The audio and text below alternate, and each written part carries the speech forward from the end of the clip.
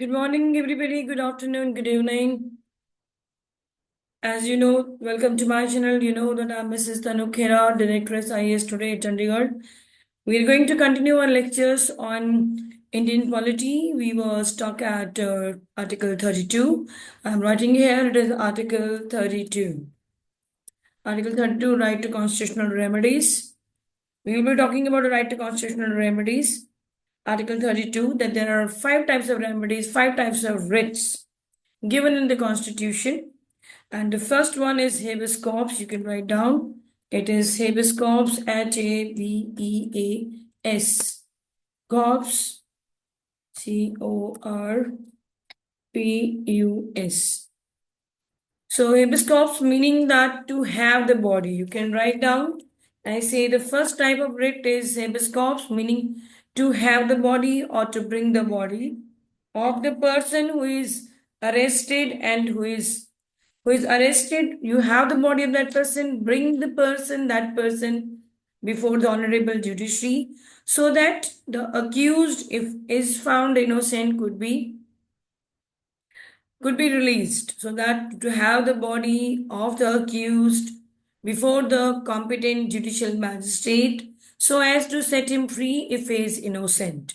The wording is, you'll mind it that I say to have the body, meaning to present the person before the competent judicial magistrate or the competent nearest magistrate so that we can set him free if we find him innocent. So I mean to say, I did not say ever that so as to try him if he is found guilty. So always it is a judicial ethic that we would always talk about the positive things. We'll not say let's try the person if he is found guilty. We'll say we will set him free if he is found innocent. Bring him before the competent and the nearest judicial magistrate as soon as possible within 24 hours of his arrest, excluding the time of travel from the place of arrest to the nearest competent magistrate. I hope you understand. Again, I repeat, I say that to bring the person to the competent and the nearest judicial magistrate within 24 hours from the place of arrest to the place of competent and the nearest judicial magistrate so as to set him free if he is innocent.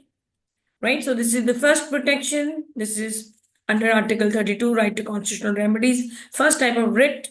This is there. Another one, the number 2 will be what we talk about is mandamus. I write down here, it is mandamus. You can note down. These are all Latin proverbs. I say these are all Latin proverbs. So I mean to say, mandamus says we command. Judiciary says we command. We command meaning we order you to do a particular thing which is actually, I've written command, which is actually your, duty to do. Which is your duty to do. Why you're not doing it? So the judiciary is finding that if any lower judicial body or executive is finding is not doing a thing which is his or her duty, they're not doing it, then the judiciary says we command, we order you to do a particular thing. Now, where does this writ go? Writ is a judicial order. Writ means actually a judicial order. So, what I mean to say, to do your duty, it goes to a person. You can note down it goes to a person or to the body of persons. It is never issued against a private person. It is never issued against never against a private person.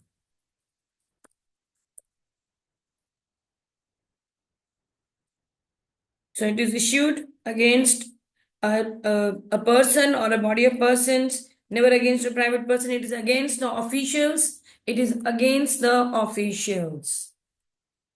Or it's against officials. It's against the government officials, government courts. It's against the government. It is issued against a government court or other judicial or quasi-judicial bodies. Judicial against judicial or or a quasi-judicial, meaning semi-judicial body.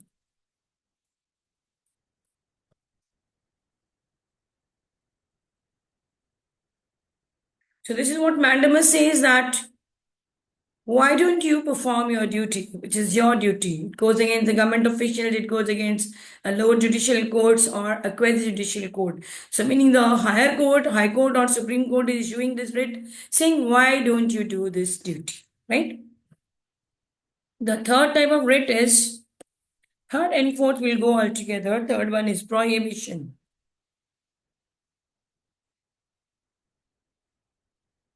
Third is prohibition. The fourth one is certiorari. These go together. Third writ is prohibition. Fourth is certiorari. See, when I was talking that mandamus is we command. We command meaning we order to do your duty. This is reverse of that. Prohibition and certiorari is reverse. Don't do this. Prohibition and certiorari meaning don't do this. What? A particular thing which is not your prerogative, which is not your right. So please refrain from that. Don't do that particular thing, particular job, particular assignment. Don't do that because that is not your right. That is not your privilege. That's not your prerogative. Right? So prohibition. But now the difference between the prohibition and certiorari is that prohibition is the High Court or the Supreme Court issues a writ of prohibition while the process is going on, while government agency, government body, or the lower judiciary is doing a particular thing, which is not its right, which is not its privilege. So the higher court, high court, and the Supreme Court, they're noticing that you're doing it, but it was not your during the process. So this kind of prohibition is a type of a writ which is being issued during that process. Certiorari is that by default, say High Court or the Supreme Court could not notice that you have done or you are doing. The entire work is done. Now, at that point of time, the Supreme Court or High Court will say this work was not actually your prerogative, it was not your privilege. You have done it, now you quash it. So, what I say, certiorari will say, now you quash it. Just a minute. So, just quash it because this was not your prerogative. Just quash it in case of certiorari. So I mean to say these are the two things, two same writs. The difference is of the stage. Prohibition is issued at the before stage when courts, the High Court and the Supreme Court are able to notice it that you are doing it, and at one particular time while you are doing it, the court will issue a writ, but don't do it. Certiorari is that Supreme Court or High Court could not notice it that you have done it. So once you have done it, it will say it was not your right, it was not your prerogative.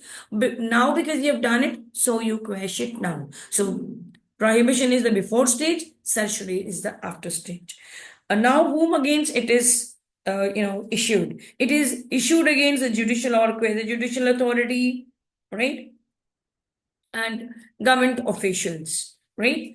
It is never again issued against a person. We will be talking about this against whom in detail also after I complete these 4-5 altogether. Another one which will be there is quo warranto. The fifth one is quo warranto.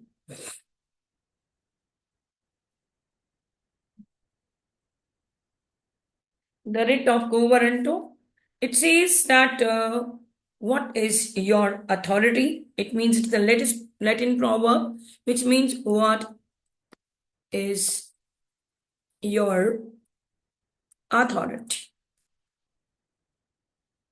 So it means if you are occupying, you're holding a post, a legal, judicial, constitutional post, then under this writ jurisdiction, we are asking that how come you are holding this post? Did you qualify all those qualifications which are prescribed as per the law there? And thereafter you are sitting in this post. If not, then we will say vacate this office. We will say vacate this office. Just a minute, let me write down. Vacate this office. We'll see if you're not fulfilling all those qualifications, all those ingredients, all the necessary needful things, you're not possessing those all, then better you vacate this office, you make this seat, vacant. I saw that in the Sandhu debacle once Punjab PPSC. This was issued against the PPSC, and the chairperson Sandhu was required to vacate his office, and all those who held the post of the PCS, they were also required to vacate their office. So I mean to say, I discussed there are five types of writs, five types of remedies under Article 32 of Indian Constitution. One I talked about is habeas corpus, another mandamus, third is prohibition, certiorari, and quo warranto. Always remember that writ is issued by a High Court or Supreme Court. I'll read a few more lines so that you understand this in better possible manner. I read that Article 32, right to constitutional remedies, is different from the rights as it is remedial in character.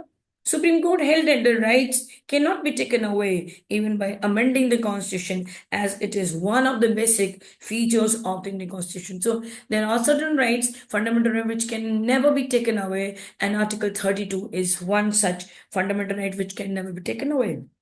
Article 226 grants power to High Court also to issue the various writs. Writ is always an order of Supreme Court and High Court only.